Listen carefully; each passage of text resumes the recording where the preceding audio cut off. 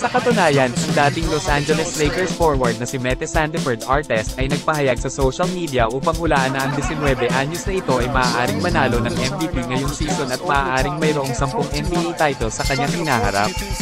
Kinailangan lang ng 5 laro para sa number 1 overall pick sa 2023 NBA Draft para magkaroon ng kanyang breakout performance.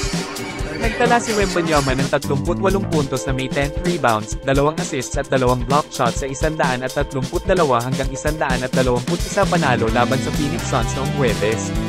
Higit pa sa mga istatistikang iyon ay ang paraan ng pamumuno ng Reggie Bigman noong kailangan siya ng kanyang team. Matapos magpalabas ng 27 puntos na abante ang Spurs at hayaang maitabla ng Suns ang laro sa 4th quarter, i-score si Wembanyama ng 10 sa susunod na 12 puntos para tulungan ng San Antonio na makalayo at maselyuhan ng panalo, ang pangalawang sunod nitong laban sa isa sa mga paboritong manalo ng NBA Championship. Umiscore siya ng 18 puntos at may 4 na block shots sa 115 hanggang 114 panalo sa Phoenix noong Martes, kung saan ang dalawang laro ay nagtatampok sa kanyang malaking kakayahan sa magkabilang dulo ng court.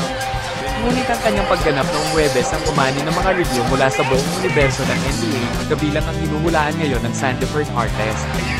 Siyempre, hindi malamang na si Wembanyama bilang isang rookie ay maaaring manalo ng Most Improved Player dahil ang parangal ay ibinibigay sa isang manlalaro na nagpapakita ng pinakamaraming pag-unlad kumpara sa kanyang mga nakaraang season sa liga.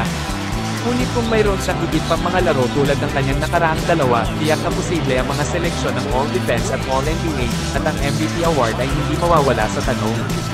Ang analyst ng TNT na si Kenny Smith ay bahagi ng preseason hype nang hulaan niyang mananalo si Wembanyama ng MVP sa loob ng 4 na taon. Ngunit walang sino man ang maaaring nakakaalam kung gaano kabilis ang hulang iyon ay maaaring underselling ito.